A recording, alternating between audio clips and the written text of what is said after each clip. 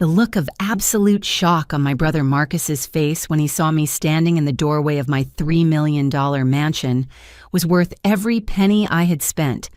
There he was, along with my sister Diana, expecting to find me broken and desperate after they had cruelly excluded me from our family's annual 4th of July reunion for the first time in 32 years.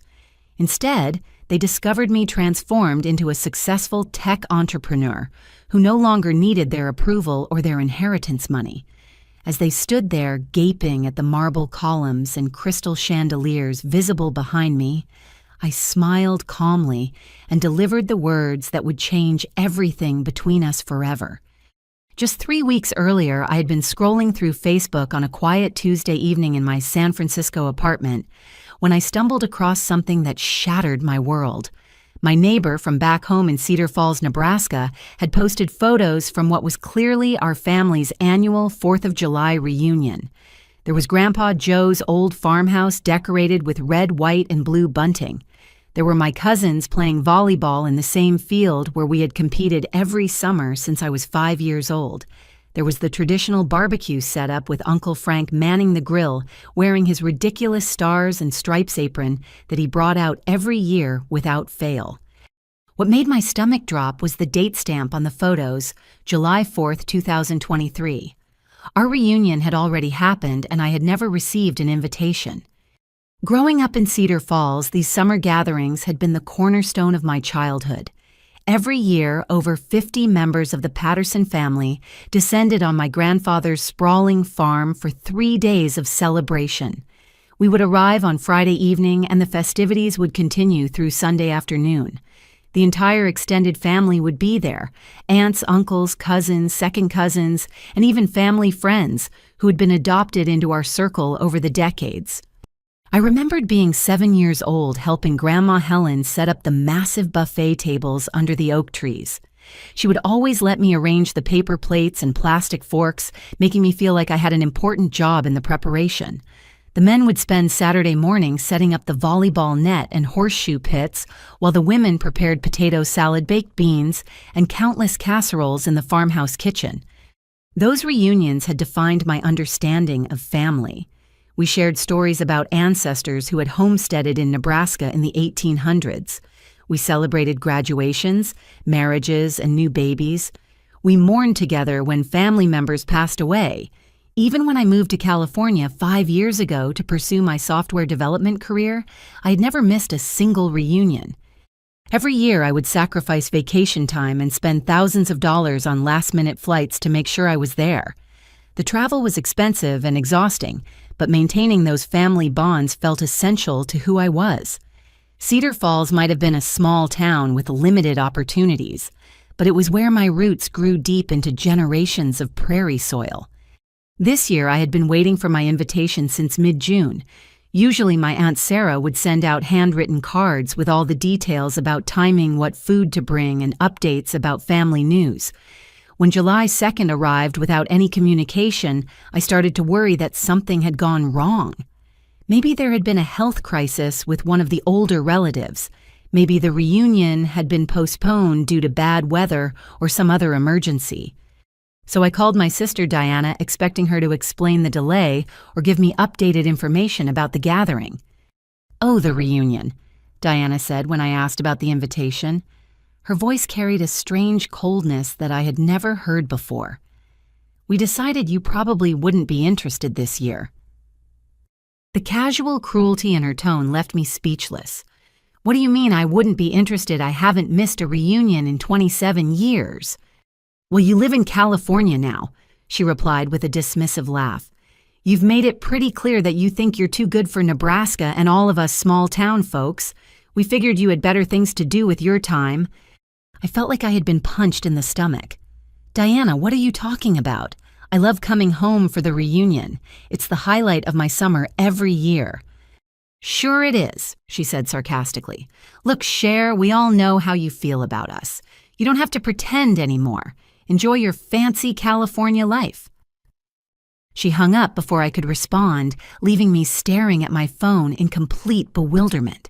For the first time in my adult life, I had been deliberately excluded from the family tradition that had anchored my identity since childhood.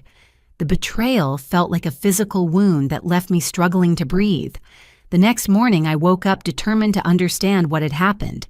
Diana's accusation that I thought I was too good for the family made no sense to me. Yes, I lived in California now, but I had always been proud of my Nebraska roots. I talked about Cedar Falls all the time with my colleagues, sharing stories about small-town life and the values my family had instilled in me. I started making phone calls to other relatives, hoping to get some clarity about this sudden change in family dynamics. The conversations that followed were even more devastating than Diana's initial rejection. My cousin Jake was the first to give me real information, though he seemed reluctant to talk about it. "Cher, I don't want to get in the middle of family drama," he said when I called him at his auto repair shop. "But there's been some talk about your attitude lately." "My attitude, Jake? What kind of talk?" He sighed heavily. "Look, Marcus has been saying some things about how you've changed since you moved to California. He says you make comments about our jobs and our lifestyle choices. He thinks you look down on all of us." I felt my world tilting sideways. "Jake, that's completely untrue. I have never said anything negative about anyone's career or lifestyle. I'm proud of this family." "I'm just telling you what Marcus has been saying," Jake replied defensively. "He showed us some posts from your Instagram where you're eating at fancy restaurants and showing off your apartment. He said you're trying to prove how much better your life is than ours." The accusation was so absurd that I almost laughed. "Jake, I post pictures of my life just like everyone else posts pictures of theirs. I've never compared my life to anyone's or suggested that it was better." "Look, I don't know what to believe," Jake said. "All I know is that Marcus said you'd be happier staying in California this year, and most people agreed with him." After Jake hung up, I called my Uncle Frank, hoping for a different perspective. Frank had always been one of my favorite relatives, a gentle man who worked as a mechanic and treated everyone with kindness. Surely he would have a more balanced view of the situation. "Cher, honey," Frank said when he heard my voice. "I was wondering if you'd call about this." "Uncle Frank, I'm so confused. Can you help me understand what happened?" Frank was quiet for a long moment. "Your brother Marcus has been talking to a lot of folks about your situation. He's concerned that you're not happy with your family anymore." "That's not true, Uncle Frank. This family means everything to me." "Well, Marcus showed us some screenshots from your social media where you're posting about expensive meals and fancy places. He said you told him that we were all stuck in the past and needed to get with the times." My heart sank as I realized the scope of what was happening. "Uncle Frank, I never said anything like that. Marcus is lying about what I said." "Now, Cher, why would Marcus lie about his own sister?" I couldn't answer that question because I genuinely didn't understand Marcus's motivation. We had always had a normal sibling relationship with the usual minor conflicts, but no serious problems. I couldn't fathom why he would deliberately sabotage my standing in the family. The final conversation I had that day was with my Aunt Sarah, who'd been organizing the family reunions for over 20 years. If anyone could give me straight answers, it would be her. "Aunt Sarah, I need to understand why I wasn't invited to the reunion this year." Sarah's voice was colder than I had ever heard it. "Cher, we all talked about it, and we decided it would be better for everyone if you focused on your new life, instead of coming back here and judging all of us." "Judging you, Aunt Sarah? I have never judged anyone in this family." "Marcus shared some things you said about how we're all satisfied with mediocrity and don't have any ambition to improve ourselves. He said you think we're all a bunch of small-town losers who are holding you back."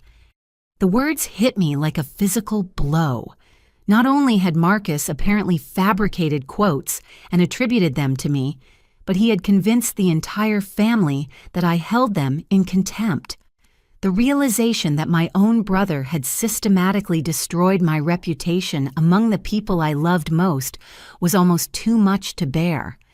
"Aunt Sarah, Marcus is lying. I never said any of those things." "Why would Marcus make up something like that about his own sister?" she asked, echoing Uncle Frank's question. I hung up the phone feeling completely isolated and betrayed. In the space of 24 hours, I had learned that my entire extended family believed I was an arrogant, judgmental person who looked down on them. Worse, these beliefs were based on lies that my own brother had been spreading for months. As I sat in my apartment that evening, trying to process the magnitude of the betrayal, a troubling memory surfaced. Last Christmas, when I had visited Cedar Falls for the holidays, my grandmother Helen had mentioned something about updating her will. At the time, I hadn't paid much attention to the comment because estate planning seemed like a normal thing for a 90-year-old woman to consider. But now, with Marcus's coordinated campaign against me fresh in my mind, I began to wonder if there was a financial motivation behind his actions. The Patterson family had accumulated significant wealth over 5 generations of farming and business ownership. Grandmother Helen owned the original family farm, which had been in our family since 1895, plus several rental properties in town and a substantial collection of antiques. The next morning, I called Robert Thompson, the lawyer who had handled legal matters for our family since before I was born. Mr. Thompson had known me since I was a child, and I felt comfortable asking him about my grandmother's estate plans. "Cher, I'm glad you called," Mr. Thompson said when his secretary connected us. "I've been hoping to speak with you about your grandmother's recent will revision." My stomach clenched with anticipation. What kind of revision? Well, Helen came to see me about 6 months ago with some concerns about how to structure her estate. She was worried about making sure her legacy went to family members who would honor the traditions and values that have always been important to the Patterson family. "What does that mean exactly?" Mr. Thompson cleared his throat. "The new will language specifies that the inheritance should go to family members who remain connected to their Nebraska roots and demonstrate ongoing commitment to family traditions. It's a departure from her previous will, which simply divided everything equally among the grandchildren." I felt the room spinning around me as the implications became clear. Mr. Thompson, who influenced this change in language, "Your brother Marcus has been spending quite a bit of time with Helen lately," he said carefully. "He's been very helpful visiting her weekly and bringing his children to see her regularly. He's expressed a lot of appreciation for traditional family values and small-town life." The picture was becoming devastatingly clear. While Marcus had been poisoning the rest of the family against me, he had simultaneously been positioning himself as the ideal heir to our grandmother's estate. His weekly visits weren't motivated by genuine care for Helen. They were part of a calculated scheme to ensure that he would inherit the bulk of the family wealth. "Mr. Thompson, can you give me an estimate of what we're talking about in terms of value?" "The farm itself is worth approximately $800,000 based on current agricultural land prices in the area. Helen's antique collection was appraised last year at just over $200,000. But the most significant asset might be the mineral rights associated with the original family property. There's been some exploration interest from energy companies, and preliminary estimates suggest those rights could be worth several $1,000,000 if development moves forward." I hung up the phone feeling sick to my stomach. Marcus wasn't just destroying my relationship with our family for emotional reasons. He was systematically stealing my inheritance by convincing everyone that I had abandoned my roots and didn't deserve to be considered a true member of the Patterson family. The financial stakes made his campaign of lies even more sinister. We weren't talking about a few $1,000s in family mementos. Between the farm, the antiques, and the potential mineral rights, Marcus stood to gain millions of dollars if he could successfully eliminate me from inheritance consideration. I spent the rest of the day researching Nebraska inheritance law and thinking about my options. The legal language in the will was subjective enough that Marcus could easily argue that my move to California demonstrated a lack of connection to Nebraska roots. My absence from this year's reunion would only strengthen his case that I had distanced myself from family traditions. As I sat in my apartment that evening looking out at the San Francisco skyline, I realized that I was facing a coordinated attack on both my personal relationships and my financial future. Marcus had spent months carefully constructing a narrative that portrayed me as an ungrateful daughter who had abandoned her family for a more glamorous life. The most painful part was realizing how effective his strategy had been. In less than a year, he had convinced our entire extended family that I was someone completely different from who I actually was. They believed I was arrogant, judgmental, and disconnected from my roots, when in reality I thought about Cedar Falls every day and missed my family constantly. But as I sat there feeling sorry for myself, another realization began to emerge. Marcus had made a critical error in his calculations. He had been so focused on manipulating the family's perception of my character that he had completely overlooked my actual circumstances. He assumed I was just another struggling tech worker, living paycheck to paycheck in an expensive city vulnerable to financial pressure and family rejection. What Marcus didn't know was that 6 months earlier, my life had changed in ways that made his inheritance scheme completely irrelevant. The irony of Marcus's timing was almost laughable if it hadn't been so painful. While he spent months plotting to steal $1 million inheritance from me, I had already earned far more than that through my own efforts. 6 months ago, the cybersecurity startup I had co-founded with my business partner David Chen had achieved something that most entrepreneurs only dream about. We had successfully launched a revolutionary product and secured major venture capital funding. ShieldTech, our company, had developed artificial intelligence software that could predict and prevent cyber attacks before they happened. Traditional cybersecurity systems were reactive, responding to threats after they had already penetrated a network. Our technology was proactive, using machine learning algorithms to identify suspicious patterns and neutralize threats in real time. The development process had taken 3 years of 16-hour days, maxed-out credit cards, and countless rejections from investors who didn't understand our vision. David and I had met in graduate school at Stanford, where we both studied computer science, with a focus on artificial intelligence applications. After graduation, we spent 2 years working for different tech companies, gaining experience and saving money to fund our own startup. We launched ShieldTech in a tiny office space in Palo Alto with nothing but our laptops, a coffee machine, and an unshakable belief that we could build something that would change the cybersecurity industry. For the first 18 months, we survived on ramen noodles and the occasional freelance consulting project. There were weeks when I wasn't sure we could afford to keep the lights on, let alone pay ourselves salaries. But everything changed when we successfully demonstrated our technology to the Chief Information Security Officer at a Fortune 500 company. Within minutes of seeing our system in action, he understood that we had solved a problem that had been plaguing his industry for decades. That demonstration led to our first major client contract, which provided the revenue stream we needed to refine our technology and hire additional developers. Word spread quickly through Silicon Valley's tight-knit cybersecurity community.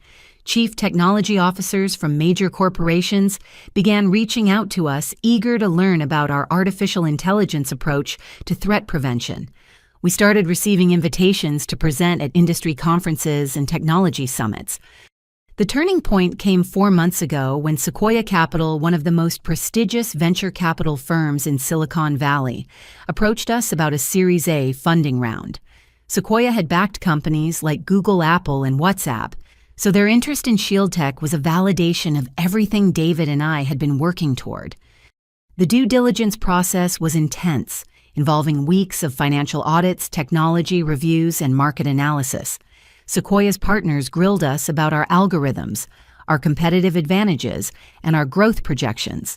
They brought in independent security experts to evaluate our technology and validate our claims about its effectiveness. When the final term sheet arrived, I had to read it 3 times before I could believe the numbers. Sequoia was offering $15 million in Series A funding, valuing ShieldTech at $60 million. My 40% ownership stake in the company was suddenly worth $24 million on paper.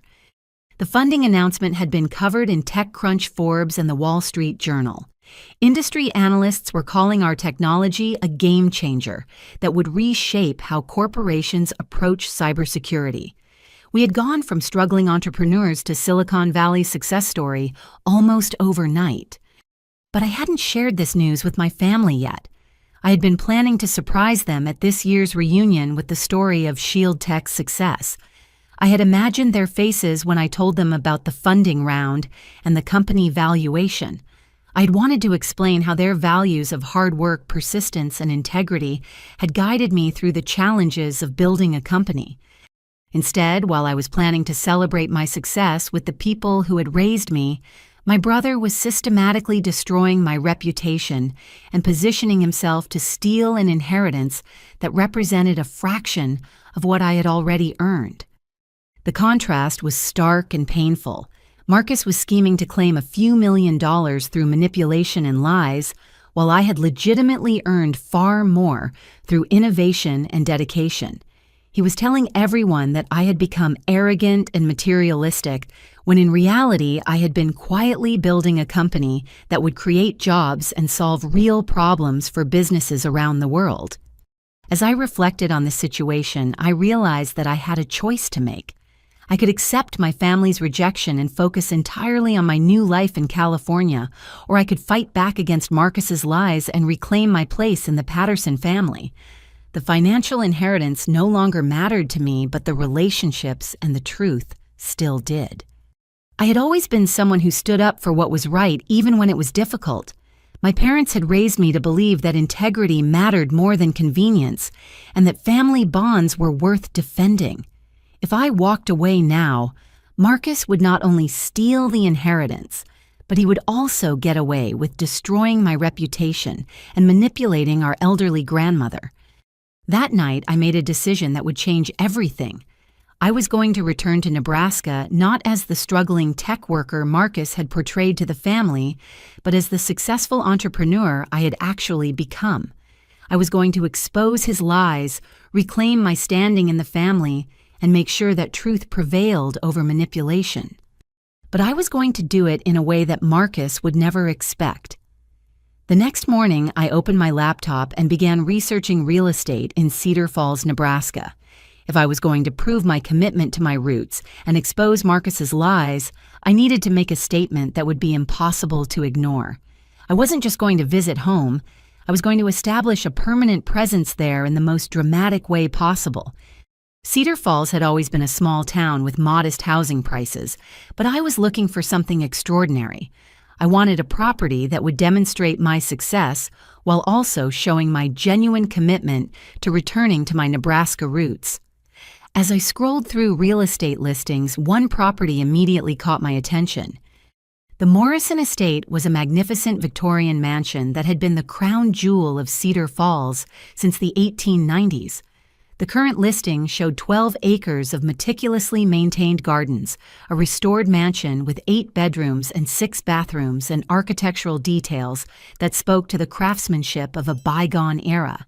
The asking price was $2.5 million, which would have been completely out of reach for the struggling tech worker Marcus had described to our family.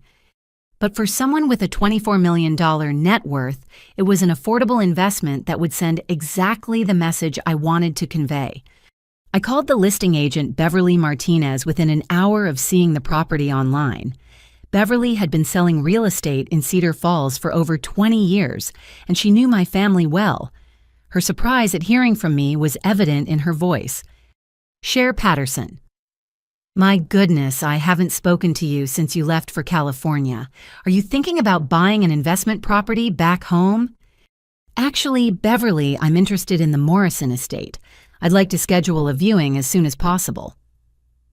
There was a long pause before Beverly responded. Cher, are you aware of the asking price on that property? It's not exactly a starter home. I smiled at her concern. I'm aware of the price and I'm prepared to make a cash offer above asking if the property meets my expectations. When can we arrange a showing? Beverly's tone shifted immediately as she realized this was a serious inquiry. I can have the current owners out of the house tomorrow morning if you'd like to fly in for a viewing.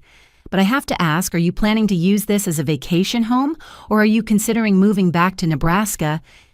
I'm planning to make Cedar Falls my primary residence again, I told her. I want to come home. The flight to Cedar Falls gave me time to think about the strategic implications of buying the Morrison estate. The house wasn't just expensive, it was historically significant. For over a century, it had been owned by the Morrison family, who had been among the most prominent citizens of Cedar Falls. The mansion had hosted governors, senators, and business leaders. It was the kind of property that represented permanent roots and long-term commitment to the community. When Beverly met me at the airport, her professional excitement was barely contained. "Cher, I have to tell you, this property has been on the market for 8 months. The owners are motivated to sell, especially to someone with local connections." The drive through downtown Cedar Falls brought back a flood of childhood memories. Main Street looked exactly the same as it had when I was growing up, with the same brick buildings housing family-owned businesses that had been there for generations. The familiarity was comforting, but I also noticed things I had never paid attention to before: the economic challenges facing small-town America, the empty storefronts that spoke to businesses that had closed, the aging infrastructure that reflected limited municipal budgets. But there was also something appealing about the pace of life here, the sense of community that existed in a place where everyone knew their neighbors and people still gathered at the local diner to discuss current events. After 5 years in Silicon Valley's hyper-competitive environment, the thought of returning to a place where success wasn't measured entirely by net worth and stock options held genuine appeal. The Morrison estate was even more impressive in person than it had appeared in the online photos.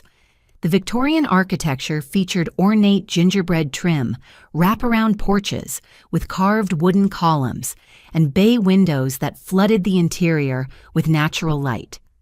The gardens included century-old oak trees, formal flower beds, and a carriage house that had been converted into a guest cottage. Inside, the mansion had been meticulously restored to preserve its historical character while incorporating modern amenities. The original hardwood floors gleamed under crystal chandeliers, and the crown molding and wainscoting showcased the craftsmanship of 19th-century artisans. The kitchen had been updated with professional-grade appliances, but the design maintained the home's period authenticity. As I walked through the rooms, I could envision hosting family gatherings here. The formal dining room could easily accommodate our extended family for holiday meals. The library would be perfect for quiet conversations with grandmother Helen about family history. The wraparound porch would provide an ideal setting for summer barbecues that could rival the traditional reunions at Grandpa Joe's farm. "The current owners are asking $2.5 million, Beverly said as we concluded the tour, "but they've indicated some flexibility on price for the right buyer." I looked out the library window at the gardens where children could play safely while adults supervised from the porch. "Beverly, I'd like to make an offer today. $3.25 million cash with a closing date within 3 weeks. Beverly's eyes widened at the offer, which was 30% above the asking price. "Cher, that's an extremely generous offer. Are you sure you want to go that high?" "I'm sure," I replied. "This isn't just a house purchase for me. I'm coming home and I want to make sure there are no delays or complications in the process." The drive back to the airport gave me time to consider the psychological impact of my decision. By purchasing the most prestigious property in Cedar Falls, I would be making a statement about my commitment to the community that no one could question.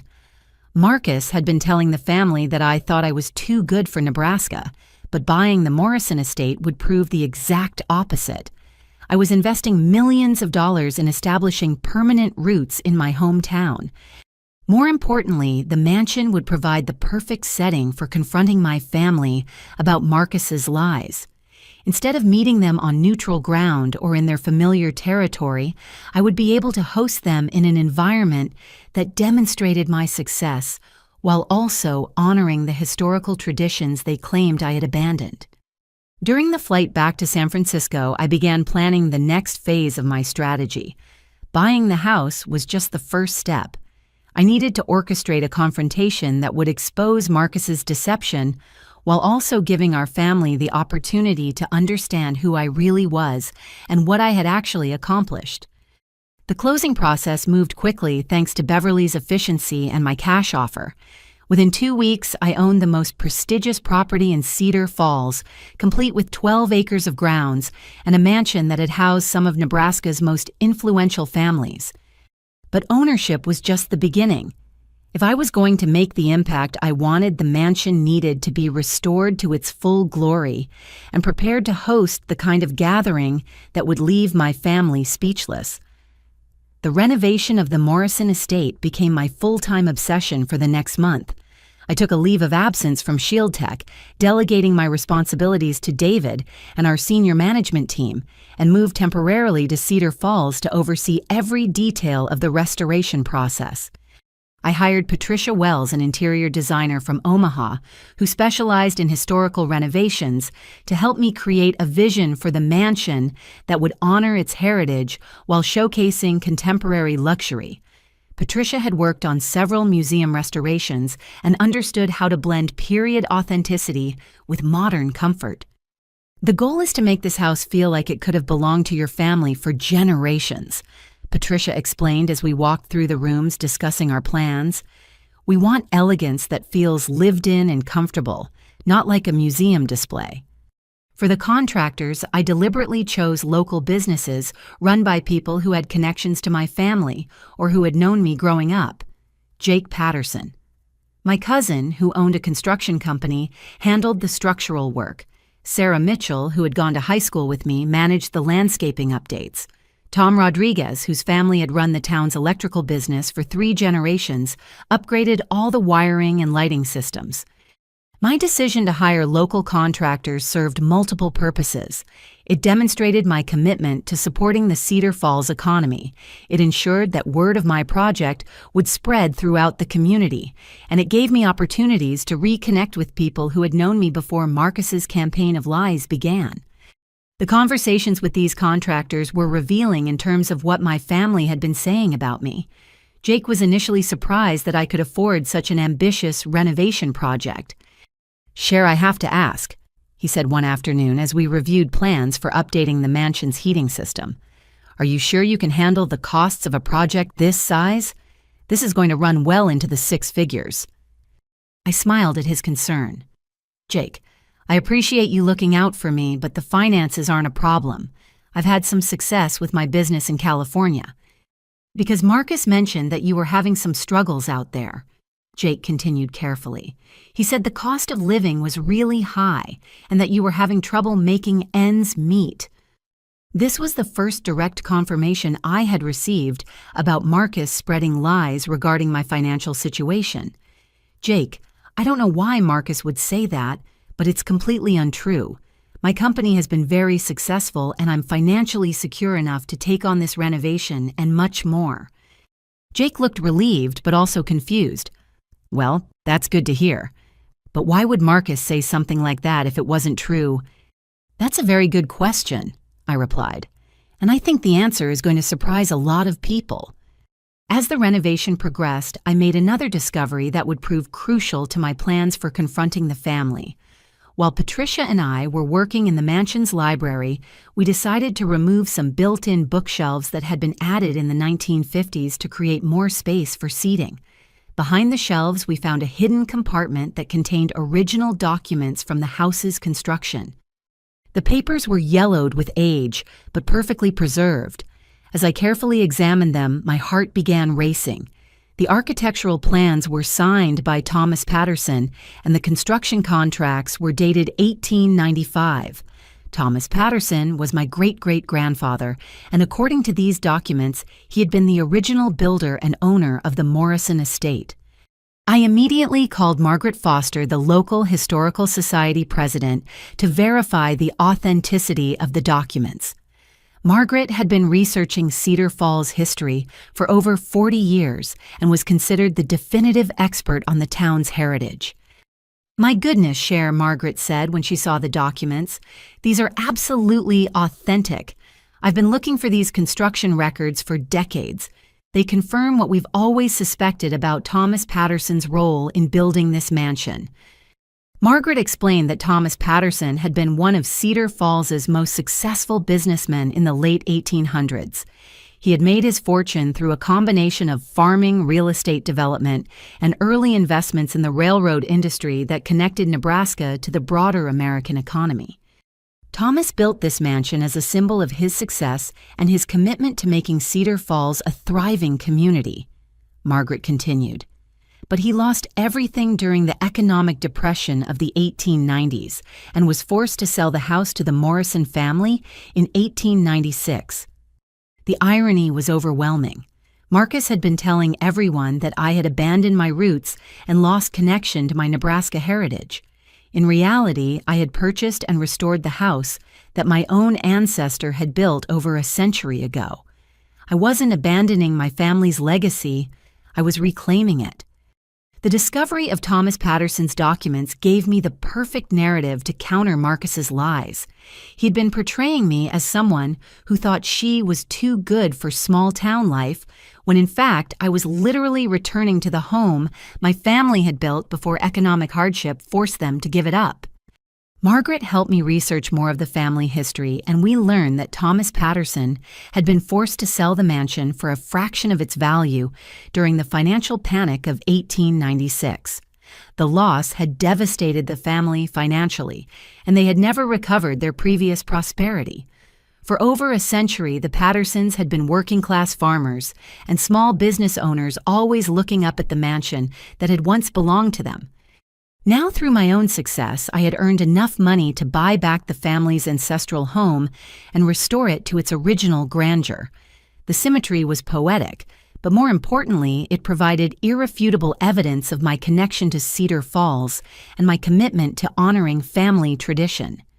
As the renovation neared completion, I began planning the event that would bring my family to the mansion and force them to confront the truth about Marcus's lies. I decided to host a housewarming party over Labor Day weekend, positioning it as my attempt to reconnect with family and celebrate my return to Nebraska.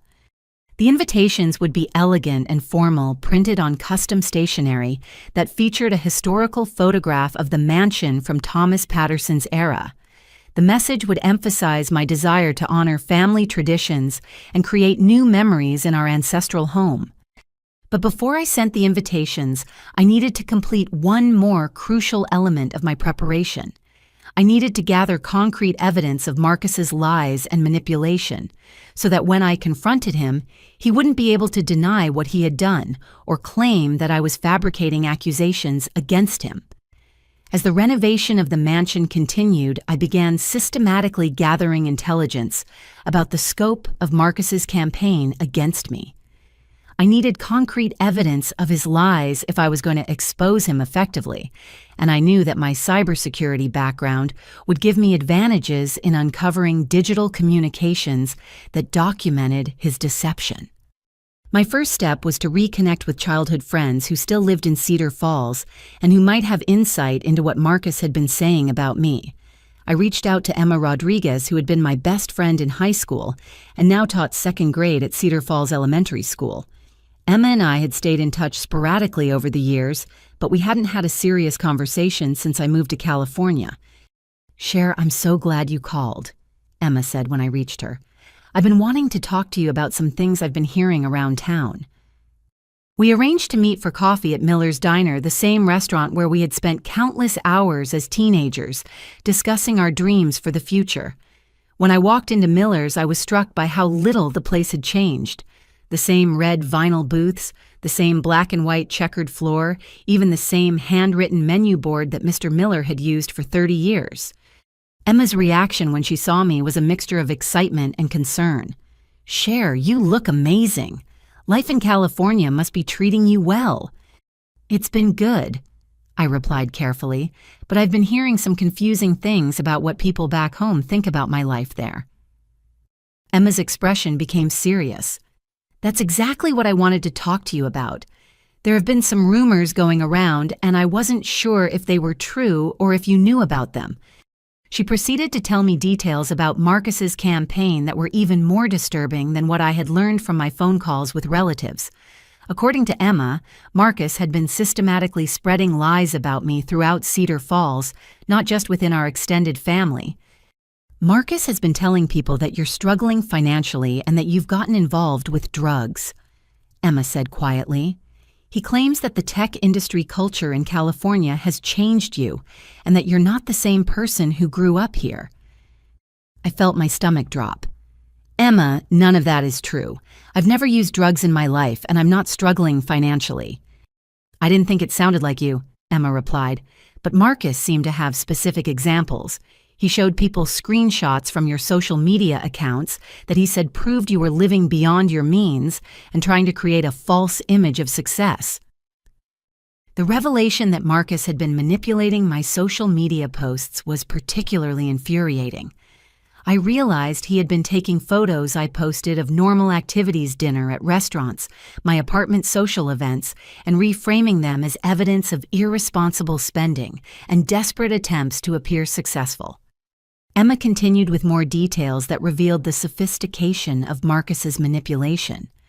He brought his wife, Linda, and their daughters to your grandmother, Helen's 90th birthday party last month.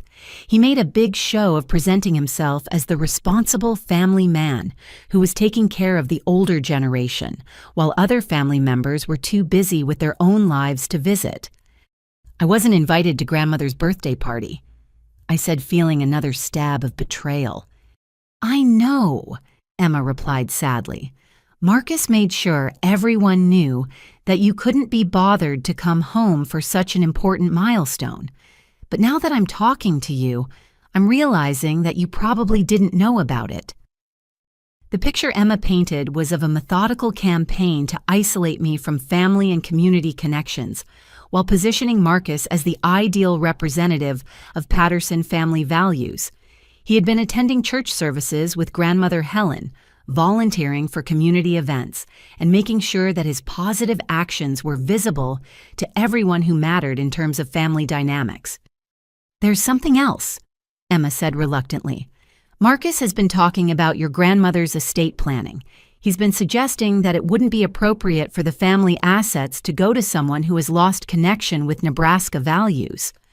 This confirmed my suspicions about the inheritance motivation behind Marcus's lies. He wasn't just trying to hurt me emotionally. He was building a legal and social case for excluding me from estate consideration. After my conversation with Emma, I drove to the mansion and spent the evening researching Marcus's digital footprint. Using techniques I had developed for ShieldTech's cybersecurity applications, I was able to analyze publicly available information about his online activities and communications patterns. What I discovered was even more damaging than I had expected. Marcus had created a private Facebook group called Patterson Family Updates that included most of our extended relatives.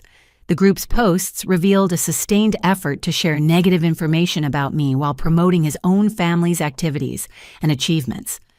The posts were carefully crafted to seem concerned rather than malicious. Marcus would share worried updates about my concerning behavior and express hope that I would find my way back to the values that our family holds dear. He posted screenshots of my social media activity with commentary that reframed innocent posts as evidence of poor judgment or character flaws. Most disturbing were the direct messages I was able to trace between Marcus and various family members. He had been coordinating responses to my phone calls, making sure that relatives would give me consistent feedback about my supposed character problems. The messages revealed a level of manipulation that went far beyond simple sibling rivalry. In one exchange with our cousin Rachel, Marcus wrote, "Make sure you mention Cher's attitude problem if she calls you about the reunion. We need to present a united front so she understands that her behavior has consequences."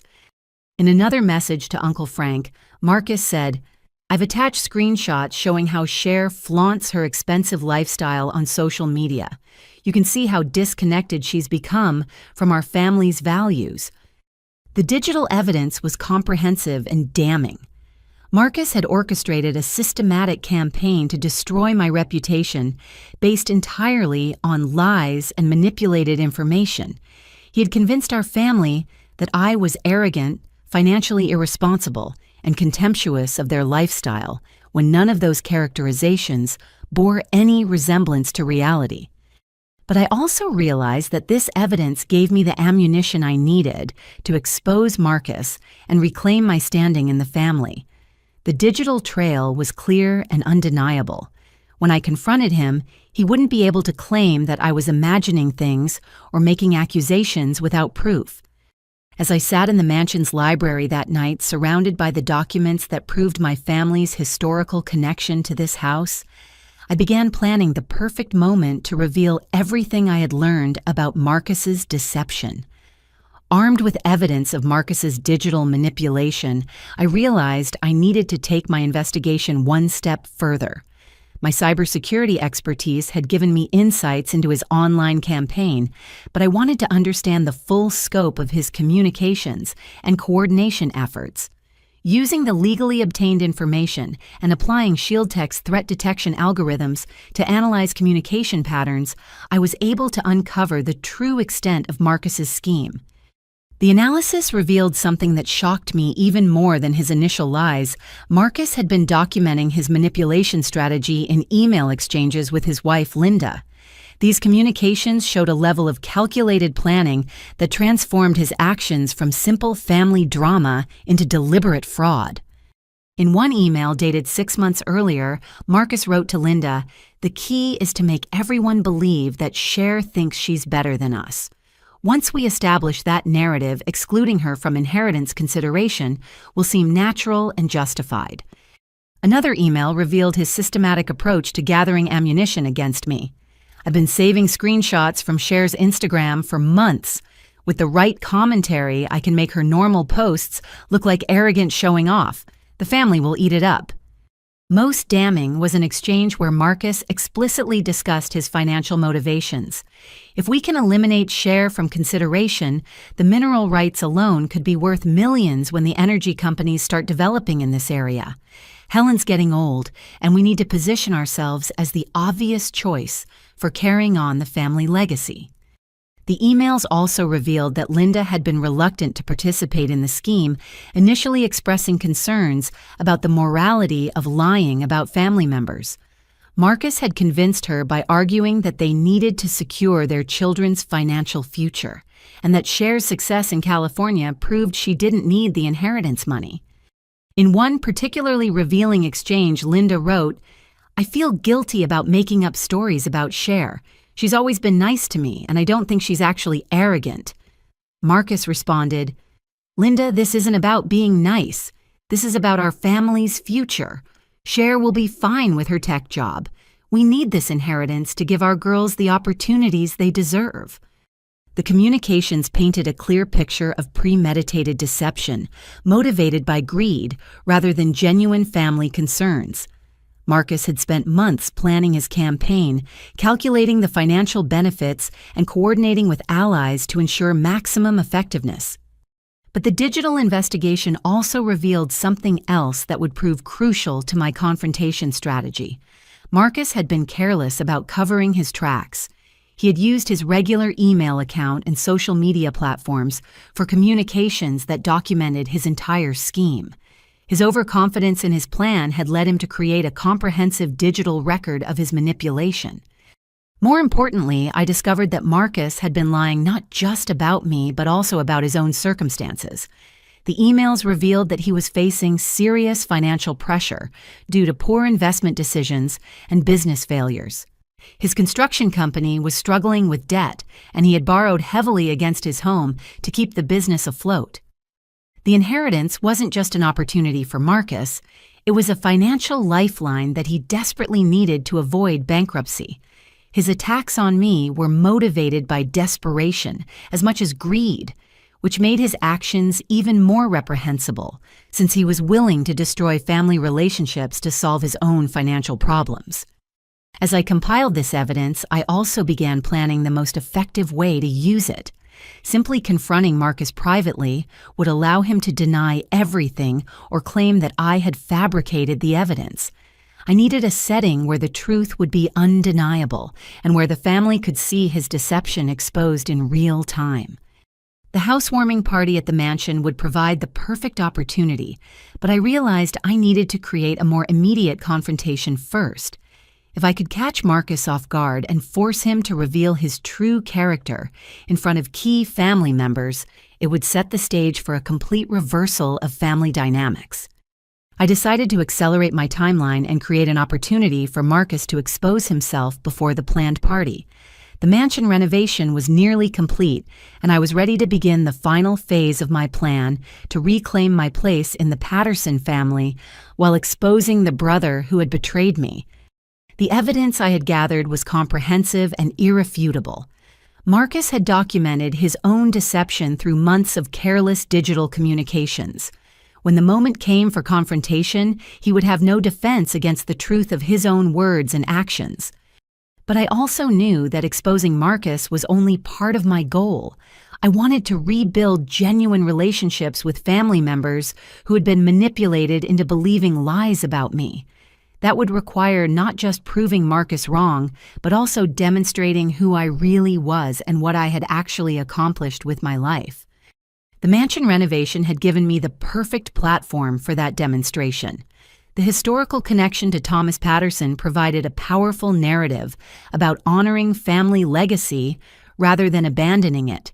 The obvious investment in returning to Cedar Falls proved my commitment to my roots, and the scope of the renovation project hinted at financial success that contradicted everything Marcus had told the family about my circumstances. As I put the finishing touches on my preparation, I felt a mixture of anticipation and sadness.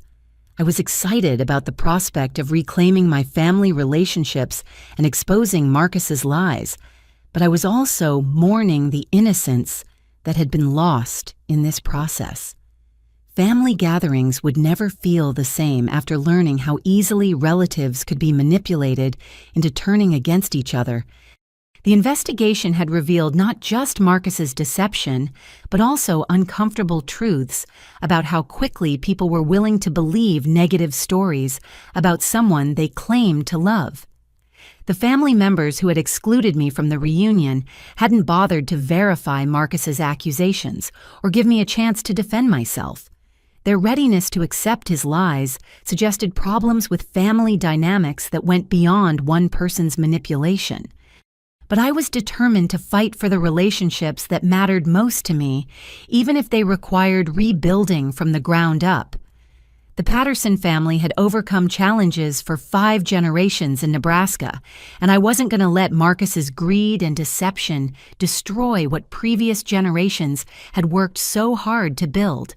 With the mansion renovation nearing completion and my evidence against Marcus fully compiled, I began planning the event that would bring my family to witness the truth about our situation. The housewarming party needed to be elegant enough to showcase the mansion's restoration while creating an environment where I could address the lies that had torn our family apart. I hired James Sullivan, a renowned caterer from Omaha, who specialized in creating sophisticated events that honored regional culinary traditions. James understood my vision for an event that would celebrate Nebraska heritage while demonstrating contemporary success. The menu would feature locally sourced ingredients prepared with techniques that elevated familiar flavors into something extraordinary. "We'll serve Nebraska beef tenderloin with a sauce made from local mushrooms," James explained as we planned the menu. "The sides will include sweet corn sourced from family farms in the area, but prepared in ways that showcase the quality of the ingredients. Everything will feel both familiar and special." The invitation design required careful consideration of tone and message. I worked with a graphic designer to create elegant cards featuring a historical photograph of the mansion from the 1890s, when Thomas Patterson had first built the house. The invitation text emphasized my desire to reconnect with family and honor our shared heritage in a meaningful way. The invitation read, "You are cordially invited to celebrate the restoration of the Patterson family's ancestral home. Join me for an evening of reconnection, reflection, and renewal as we honor the traditions that bind us together across generations. Your presence would mean everything to me as I officially return home to Cedar Falls." I sent invitations to every family member who had been present at the reunion that excluded me, along with several childhood friends and community leaders who had known my family for generations. The guest list included over 40 people, ensuring that whatever happened at the event would be witnessed by representatives of both family and community. But I also realized that waiting for the formal party might not provide the most effective confrontation with Marcus. I needed an opportunity to catch him off guard and force him to reveal his true character without the buffer of a large social gathering. The evidence I had compiled would be most powerful if presented in a setting where Marcus couldn't hide behind social niceties or claim that I was causing a scene. I decided to create an opportunity for Marcus to visit the mansion before the party, giving me a chance for private confrontation, while also demonstrating the scope of my success in a setting that would maximize psychological impact. I sent him a separate note requesting a family meeting to address some misunderstandings and plan for moving forward together. The mansion provided the perfect backdrop for psychological warfare. The obvious luxury and elegance of the restoration would immediately contradict everything Marcus had told the family about my financial struggles. The historical connection to Thomas Patterson would undermine his claims about my abandonment of family roots, and the private setting would prevent him from deflecting or changing the subject when confronted with evidence of his deception. As I prepared for this confrontation, I also had to consider the emotional stakes involved.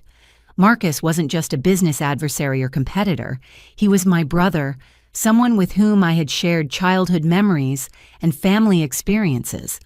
The evidence of his betrayal was devastating, but I also felt grief about the relationship we had lost and the trust that had been destroyed.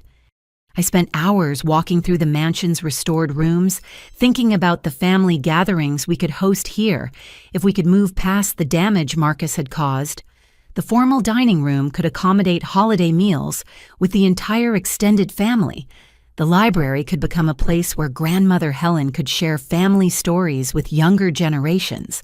The gardens could host summer barbecues that honored our tradition while creating new memories. But achieving that vision would require more than just exposing Marcus's lies. It would require rebuilding trust with family members who had been manipulated into believing false narratives about my character and priorities. Some of those relationships might be repairable, while others might be permanently damaged by what had happened. The mansion renovation was complete, the evidence was compiled, and the invitations had been sent. Everything was in place for the confrontations that would determine whether I could reclaim my place in the Patterson family or whether Marcus's manipulation had caused irreparable damage to relationships that had once been the foundation of my identity.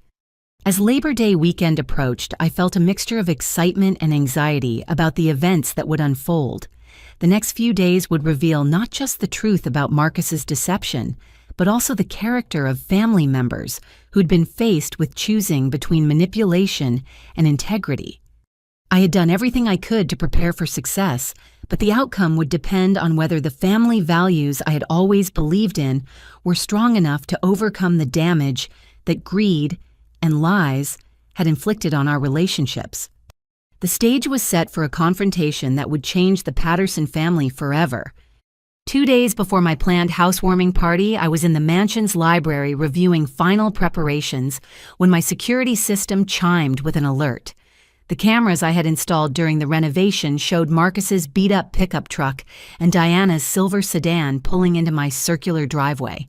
They had arrived earlier than I expected, but their timing was actually perfect for what I had planned.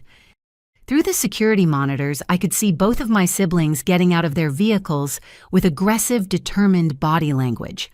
Marcus was gesturing emphatically as he spoke to Diana, clearly preparing her for what he expected to be a confrontation with a desperate, financially struggling sister. Diana nodded along with whatever he was telling her, her expression set in the same cold mask I had heard in her voice during our phone conversation about the reunion exclusion. I took a moment to compose myself, smoothing my elegant cashmere sweater and checking my reflection in the library's antique mirror. The woman looking back at me was confident, successful, and completely in control of the situation. This was exactly the image I wanted to project when I opened the door to my siblings who expected to find me broken and defensive. The doorbell's melodic chimes echoed through the mansion's grand foyer as I walked calmly toward the entrance. Through the etched glass panels of the front door, I could see Marcus and Diana standing on the wraparound porch, both of them looking around at the mansion's obvious luxury with expressions that suggested they were already realizing this confrontation might not go as they had planned. I opened the door with a warm smile as if I were genuinely delighted to see them. Marcus, Diana. What a wonderful surprise. Please come in. Marcus immediately tried to take control of the situation, pushing past me into the foyer with an air of aggressive authority. Cher, we need to talk. There are some things that need to be settled between us.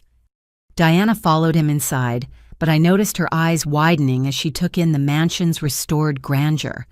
The crystal chandelier hanging from the coffered ceiling, the marble floors with intricate inlay patterns, and the sweeping staircase with its hand-carved banister were obviously not what she had expected to find. "This is quite a house," Diana said slowly, her hostility momentarily replaced by confusion. "Thank you," I replied graciously. "I've been working on restoring it to its original condition. Would you like some coffee? I just brewed a fresh pot." Marcus's face was flushed with anger, but I could see uncertainty creeping into his expression as he realized that the expensive renovation surrounding him contradicted everything he had been telling the family about my financial struggles. "We're not here for coffee," he said sharply. "We're here because you've been causing problems for this family and it needs to stop." I maintained my calm demeanor, gesturing toward the living room. "Why don't we sit down and discuss whatever's troubling you? I'm sure we can work through any misunderstandings." As I led them into the living room, I watched Diana's reaction to the restoration work. The room featured period-appropriate furniture that had been professionally restored artwork that reflected the mansion's historical significance and subtle touches of modern luxury that demonstrated both taste and financial resources. Marcus sat down heavily in one of the antique chairs, his discomfort with the elegant surroundings obvious in his posture. "Cher, I don't know what game you're playing with this house, but it needs to stop. You can't just throw money around trying to buy your way back into the family." "Buy my way back?" I asked innocently. "Marcus, I'm not sure what you mean. This is my home. I'm planning to live here permanently." Diana was staring at a professionally framed photograph on the mantelpiece that showed the mansion during its original construction in the 1890s. "Cher, how did you afford all of this? This renovation must have cost hundreds of thousands of dollars." The question gave me the perfect opening to begin dismantling Marcus's lies. "Diana, I'm curious about why you think I couldn't afford it. Has someone been telling you that I'm having financial problems?" Marcus shifted uncomfortably in his chair, realizing that his narrative about my supposed financial struggles was about to be exposed. We all know that tech jobs in California are unstable, and the cost of living out there is impossible. You don't have to pretend with us. I smiled at his obvious discomfort. "Marcus, where exactly did you get the idea that I was struggling financially? Did I ever tell you I was having money problems?" "You didn't have to tell me," Marcus replied defensively. "It's obvious from your social media posts that you're trying to create an image that doesn't match reality." Diana looked confused by the exchange. "What do you mean, Marcus? What social media posts?" This was the moment I had been waiting for. "Diana, has Marcus been showing you screenshots of my social media activity and providing his interpretation of what they meant?"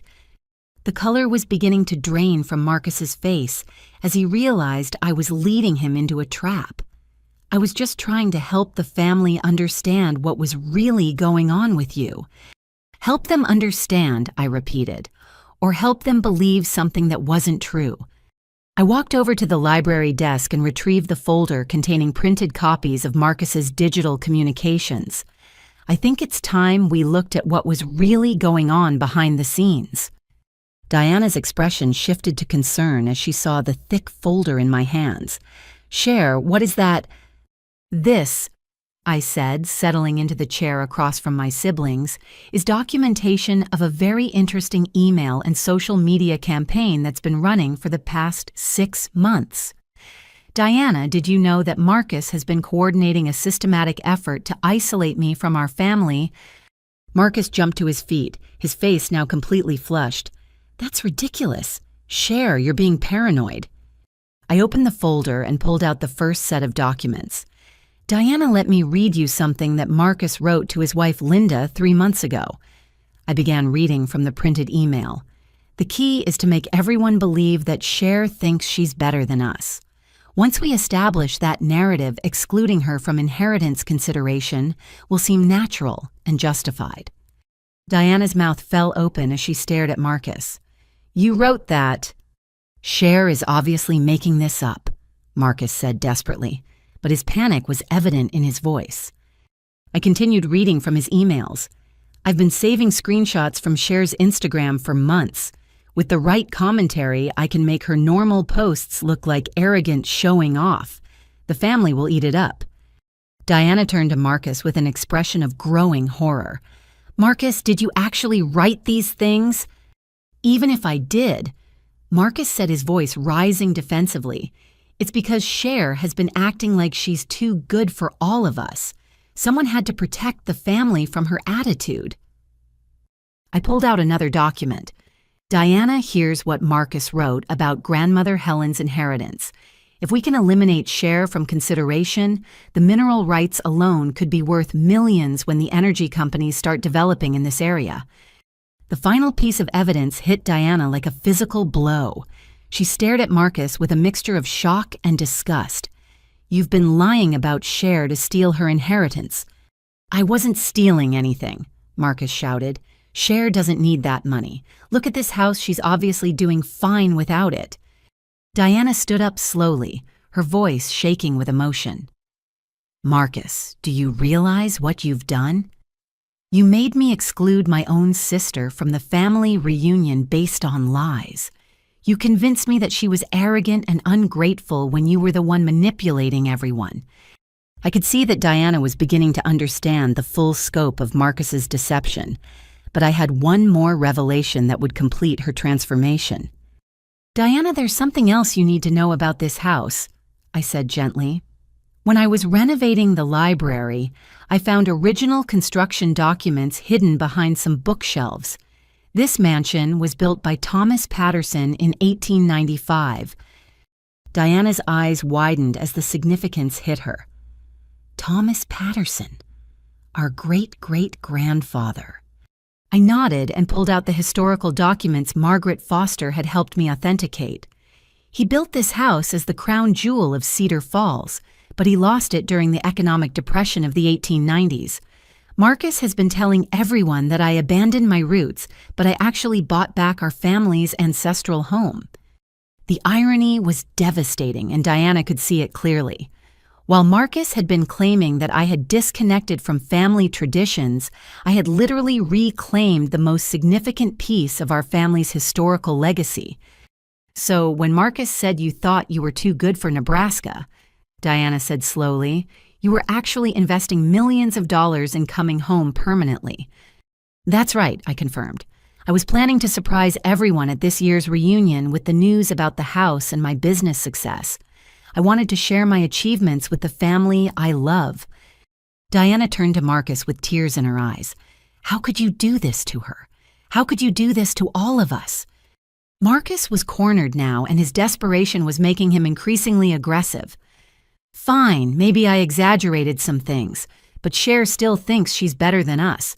Look at how she's living compared to the rest of the family. Marcus, I said quietly, I'm successful because I work hard just like our parents taught us. But I've never thought I was better than anyone in this family. The only person who created that impression was you, through your lies and manipulation. Diana was crying now, the full weight of her complicity in Marcus's scheme hitting her. Cher, I'm so sorry. I believed everything he told me. I helped exclude you from the reunion, and I was horrible to you on the phone. Diana, you were manipulated by someone you trusted, I said gently. The blame belongs with Marcus, not with you. But I wasn't finished exposing the depth of Marcus's deception. The most shocking revelation was still to come. Diana was still processing the magnitude of Marcus's manipulation when I decided to deliver the final blow that would expose the true scope of my success. There's something else you both need to understand about my actual circumstances, I said, reaching for another folder I had prepared. What do you mean? Diana asked, wiping tears from her eyes. I pulled out copies of the recent news articles about Shield Tech's funding round. 6 months ago, the cybersecurity company I co-founded secured $15 million in Series A funding from Sequoia Capital, one of the most prestigious venture capital firms in Silicon Valley. Diana stared at the TechCrunch article headline, Shield Tech raises $15 million Series A for revolutionary AI cybersecurity platform. Marcus's face went completely white as he realized what I was revealing. The funding round valued Shield Tech at $60 million. I continued calmly. My 40% ownership stake is worth approximately $24 million. The silence in the room was deafening. Diana looked back and forth between the financial documents and Marcus's shocked expression, trying to process numbers that were far beyond anything she had imagined. $24 million, Diana repeated slowly. That's correct, I confirmed. Marcus has been scheming to steal a potential inheritance worth maybe $2 or $3 million, while I had already earned 10 times that amount through my own work. Marcus finally found his voice, though it came out as barely more than a whisper. That's impossible. You're just a programmer. I smiled at his ignorance. Marcus, I'm not just a programmer. I'm a co-founder and chief technology officer of a company that's revolutionizing how corporations protect themselves from cyber attacks. Our artificial intelligence algorithms can predict and prevent security breaches before they happen. Every major company in America needs what we've built. Diana was staring at me with a mixture of amazement and shame. Cher, why didn't you ever tell us about this success? I was planning to surprise everyone at the family reunion, I said sadly. I wanted to share the good news with all of you and explain how the values you taught me had helped me build something meaningful. Instead, I learned that I had been excluded from the family based on lies about my character and my circumstances. Marcus was slumped in his chair, the full magnitude of his failure becoming clear to him. Not only had his scheme been exposed, but he now realized that the inheritance he had been plotting to steal was insignificant compared to the wealth I had already accumulated. The irony is devastating, isn't it? I continued. While you were telling everyone that I was struggling financially and had lost connection with family values, I was actually building a company worth more than our entire family's generational wealth combined. Diana stood up and walked to the window, looking out at the mansion's gardens while she processed everything she had learned. Marcus, do you understand what you've done? You destroyed our sister's reputation in the family because you were jealous of success you didn't even know existed. I wasn't jealous, Marcus protested weakly. I was trying to protect the family from someone who had changed. No, I said firmly. You were trying to steal my inheritance because your own financial situation is desperate. I know about your construction company's debts and the loans you took against your house. Marcus's remaining defenses crumbled as he realized I had uncovered that information as well. How do you know about that? Because when someone tries to destroy my reputation, I investigate their motivations, I replied. Your business is failing and you needed that inheritance money to avoid bankruptcy.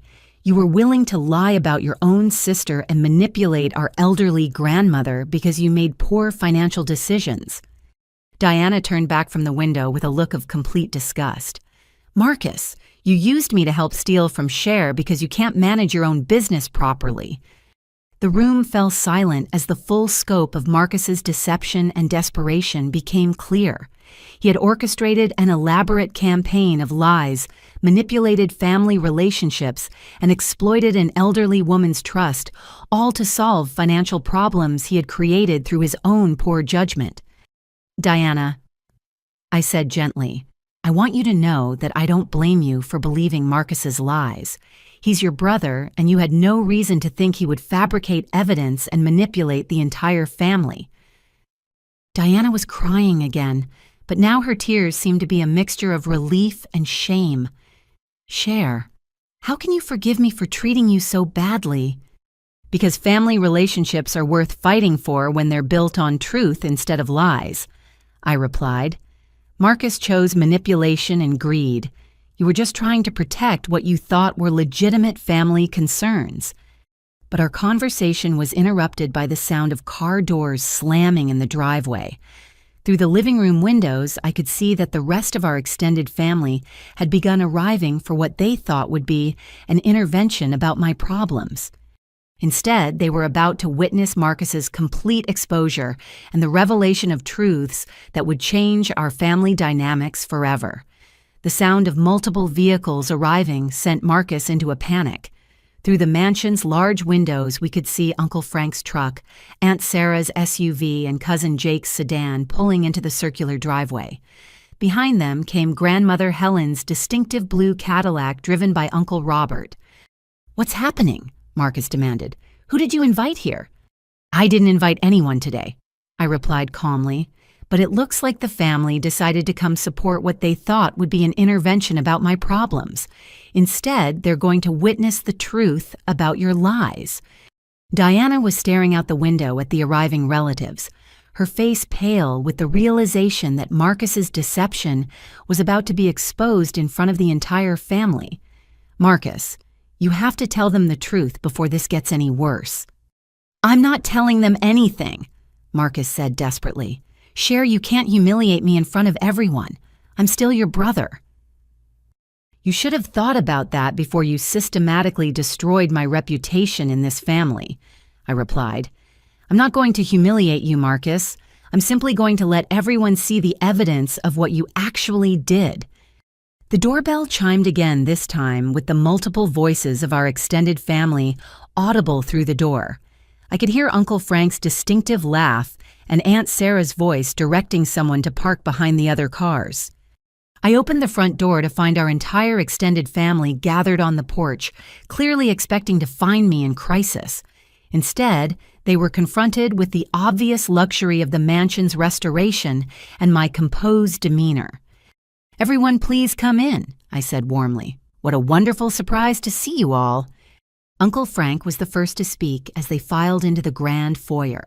"Cher, honey, we came as soon as we heard that Marcus and Diana were coming to talk to you about some problems you've been having." Aunt Sarah was looking around the mansion's interior with obvious confusion. "Cher, this house is incredible. How did you afford something like this?" "That's exactly what we've been discussing," I replied, leading the group into the spacious living room. "There seem to have been some misunderstandings about my circumstances that need to be cleared up." Grandmother Helen was the last to enter, supported by Uncle Robert's arm. At 90 years old, she moved slowly, but her mind was still sharp. Her eyes took in the mansion's elegant details with obvious appreciation. "Cher, dear," she said in her soft voice, "this is a beautiful home. It reminds me of the stories my grandmother used to tell about the Patterson family's house from the old days." "Grandma Helen, that's because this is the Patterson family's house from the old days," I said gently. "This mansion was built by our great-great-grandfather, Thomas Patterson, in 1895. The revelation sent a ripple of shock through the assembled family. Cousin Jake was the first to respond. "Cher, are you saying this is the house that Thomas Patterson built before the family lost it during the Depression?" "That's exactly what I'm saying," I confirmed, showing them the historical documents I had found. I discovered these original construction papers during the renovation. Thomas Patterson built this mansion as the crown jewel of Cedar Falls, and I've restored it to honor our family's legacy. Uncle Frank whistled appreciatively as he examined the documents. "Cher, this is incredible. You've brought the family home." Diana chose that moment to reveal the devastating truth about Marcus's deception. "Uncle Frank, there's something else you all need to know. Marcus has been lying to everyone about Cher for months." The room fell silent as Diana's words sank in. Aunt Sarah looked confused. "What do you mean lying about Cher?" Diana pulled out the folder containing Marcus's printed emails and social media communications. "Marcus has been spreading false stories about Cher's character and financial situation. He's been manipulating all of us to exclude her from the family so he could position himself to inherit more of grandmother's estate." The family's shock was palpable as Diana began reading excerpts from Marcus's documented communications. With each revelation about his systematic campaign of lies, the relatives who had believed his stories began to understand how they had been manipulated. Cousin Jake was the first to express his outrage. "Marcus, you mean you made up all those stories about Cher being arrogant and struggling with money?" Marcus tried to defend himself, but his lies were collapsing in real time. "I didn't make anything up. I just interpreted what I was seeing." "You interpreted," Uncle Frank said angrily. "Marcus, these emails show you planning to fabricate evidence against your own sister. This isn't interpretation, this is deliberate deception." But the most devastating reaction came from grandmother Helen, who had been listening to the revelations with increasing dismay. "Marcus," she said in a voice that carried deep disappointment, "how could you lie to me about Cher? How could you manipulate an old woman's love for her family?" The room was silent as everyone waited for Marcus's response, but he had no defense for the evidence that surrounded him. His scheme had been completely exposed, and the family could see the true scope of his deception. "There's one more thing everyone should know," I said gently. "Marcus has been motivated by more than just greed. His construction business is failing, and he desperately needed the inheritance money to avoid bankruptcy." The final revelation completed Marcus's humiliation. Not only had he lied to the family, but he had done so to solve financial problems created by his own poor business decisions. Aunt Sarah shook her head in disgust. "Marcus, you destroyed your sister's reputation in this family because you couldn't manage your own finances properly." But Grandmother Helen had one more surprise that would change everything. Grandmother Helen slowly stood up from her chair, supported by Uncle Robert, but clearly determined to address the family herself. At 90 years old, she commanded respect from everyone in the room, and her voice, though soft, carried the authority of the family matriarch. "There's something I need to tell all of you." She began, her eyes moving from person to person around the room. "Marcus, I've known about your lies for months." The room fell completely silent. Marcus's face went white as he stared at our grandmother in shock. "What do you mean, Grandma Helen?" Diana asked carefully. "I mean that I've known Marcus was lying about Cher since he started his campaign against her," Helen said with quiet dignity. "When you reach my age, you develop good instincts about people's motivations. Marcus's sudden interest in visiting me every week combined with his constant criticism of Cher made me suspicious." Uncle Frank leaned forward in his chair. "Mom, if you knew Marcus was lying, why did you let it continue?" Helen's smile was sad but wise. "Because I wanted to see what kind of people my family members really were when they thought money was at stake. I wanted to understand who would stand by their principles and who would abandon them for financial gain." Aunt Sarah looked confused. "But you changed your will to favor family members who stayed connected to Nebraska roots." "I did change my will," Helen confirmed, "but not for the reasons Marcus thought. I changed it because I wanted to test everyone's character. I've been working with Robert Thompson to document which family members tried to verify Marcus's claims about Cher versus those who simply accepted rumors without question." Marcus was staring at our grandmother in horror. "You mean you were testing us?" "I was testing you, Marcus," Helen replied firmly, "and you failed completely. Instead of showing integrity and family loyalty, you showed greed and willingness to lie about people you're supposed to love." Helen turned to face me with obvious affection. Cher, on the other hand, never called me to complain about Marcus or defend herself against his accusations. Instead, she quietly built a successful business and bought back our family's ancestral home to honor our heritage. The revelation that Helen had been aware of Marcus's deception all along transformed the entire dynamic in the room. She hadn't been a vulnerable elderly woman being manipulated. She'd been a wise matriarch testing her family's character. "Grandma Helen," I said gently, "you knew Marcus was lying, but you let me suffer through months of family rejection." Helen's expression showed deep regret. "Cher, that was the hardest part of this test. but I needed to see how you would respond to adversity. Would you become bitter and vindictive, or would you maintain your integrity and find constructive ways to address the situation?" She gestured around the beautifully restored mansion. "Your response was to invest in your roots and plan to bring the family together in our ancestral home. Marcus's response was to lie, manipulate, and scheme for financial gain." Helen reached into her purse and pulled out a sealed envelope. "I've prepared a new will that reflects what I learned during this test. Marcus will inherit nothing from my estate due to his documented deception and manipulation. The family assets will go primarily to share with trust funds established for family members who showed integrity during this crisis." Marcus's face crumpled as he realized that his scheme had not only failed, but had cost him everything he had been trying to gain. "Grandma, I was just trying to secure my family's future." "By destroying your sister's reputation and lying to your own grandmother," Helen asked sadly. "Marcus, those aren't family values. That's selfishness and dishonesty." Diana stepped forward to support Helen's decision. "Grandma Helen, I think you made the right choice. I was manipulated by Marcus's lies, but I should have verified his claims before turning against Cher." One by one, the other family members expressed their support for Helen's decision and their regret for believing Marcus's fabricated stories. Uncle Frank apologized for questioning my character without giving me a chance to defend myself. Aunt Sarah admitted that she should have known Marcus's accusations didn't match the person who had grown up in their family. The most emotional moment came when Cousin Jake approached me with tears in his eyes.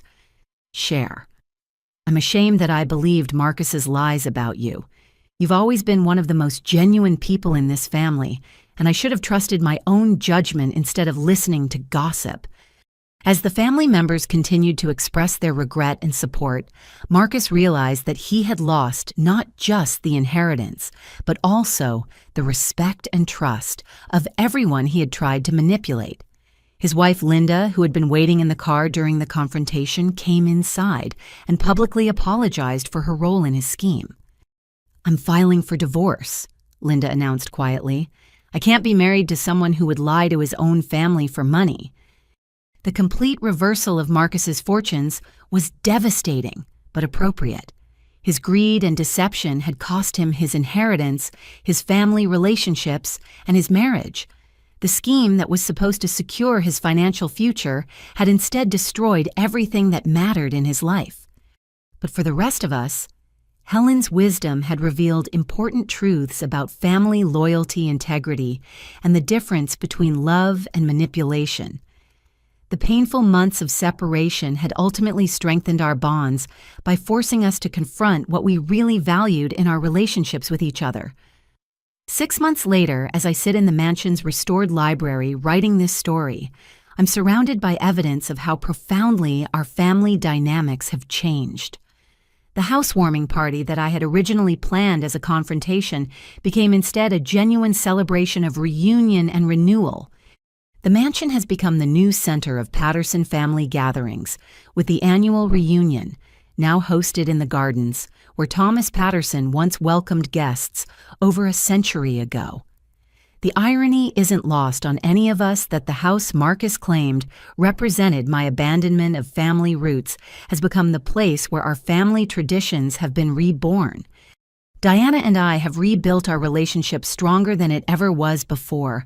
She's become my closest ally in planning family events and has taken on the role of family historian, working with me to document the stories and traditions that connect us across generations. Her children, my nephew and niece, spend summers at the mansion, learning about their heritage and developing the kind of family bonds that Marcus's lies had threatened to destroy.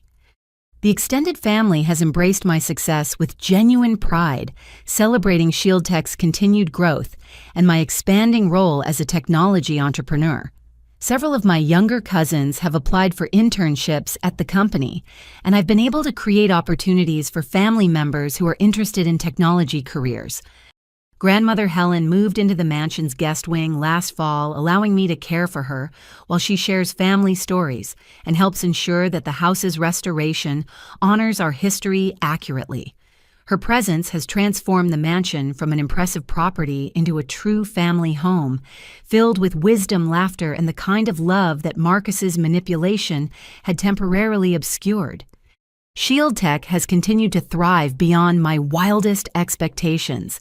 Our Series B funding round last month valued the company at over $200 million, making my stake worth approximately $80 million. But more importantly, our technology is now protecting thousands of companies from cyber threats, creating jobs, and solving real problems in the digital security industry. I've used this success to establish the Patterson Family Technology Scholarship Fund, providing full college scholarships for Nebraska students who want to pursue careers in science, technology, engineering, and mathematics. The fund ensures that my wealth benefits my home community while honoring the values of education and hard work that my family instilled in me. Marcus faced consequences that extended far beyond the loss of his inheritance. Linda followed through on her divorce, gaining custody of their daughters and revealing additional instances of his dishonesty that had affected their marriage. His construction business collapsed when word of his character issues spread through the close-knit Cedar Falls business community. He eventually left town, though we've heard he's working as a laborer for a construction company in Colorado and attending counseling to address his issues with greed and manipulation. The family has established clear boundaries around Marcus's potential return to our circle. Grandmother Helen has made it clear that he would need to demonstrate genuine remorse, complete a comprehensive program of personal accountability, and make meaningful amends to everyone he harmed before any reconciliation could be considered. Most importantly, the experience taught all of us profound lessons about the difference between authentic relationships and those based on manipulation. We learned that real family love doesn't require diminishing others or competing for resources. True success comes from integrity, hard work, and maintaining genuine connections despite distance or differences. The mansion hosts quarterly family gatherings now, along with corporate retreats for Shield Tech and community events that benefit Cedar Falls. It has become a symbol of positive legacy rather than lost heritage, proving that sometimes you have to reclaim your roots rather than simply inheriting them. Every morning when I wake up in the bedroom that overlooks the gardens Thomas Patterson designed, I'm reminded that the most valuable inheritance isn't money or property, but the values and relationships that connect us across generations. Marcus's greed nearly destroyed those connections, but ultimately his manipulation exposed their true strength. The Patterson family's story continues in this house, where it began over a century ago, built now on foundations of truth, integrity, and genuine love rather than fear and competition. We've learned that family bonds are worth fighting for, but only when they're built on honesty and mutual respect. As I finish writing this account, I can hear Diana's children playing in the gardens, while she and Grandmother Helen plan next month's Easter gathering. The sounds of family life filling this house again remind me why I fought so hard to reclaim not just my inheritance, but my place in a family that's stronger for having confronted the truth about who we really are and what we truly value. Have you ever had to fight for relationships that were important to you? Have you experienced the pain of family betrayal or the joy of reconnection? After misunderstandings were cleared up, I'd love to hear your stories in the comments below about overcoming family conflicts and rebuilding trust after it's been broken. Please like this story if it resonated with your own experiences. Subscribe for more stories about family dynamics and personal triumph. And share this with anyone who might be struggling with similar challenges in their own family relationships. Thank you for listening to my journey from exclusion to reunion, and I hope you find the same courage to fight for truth and authenticity in your own important relationships.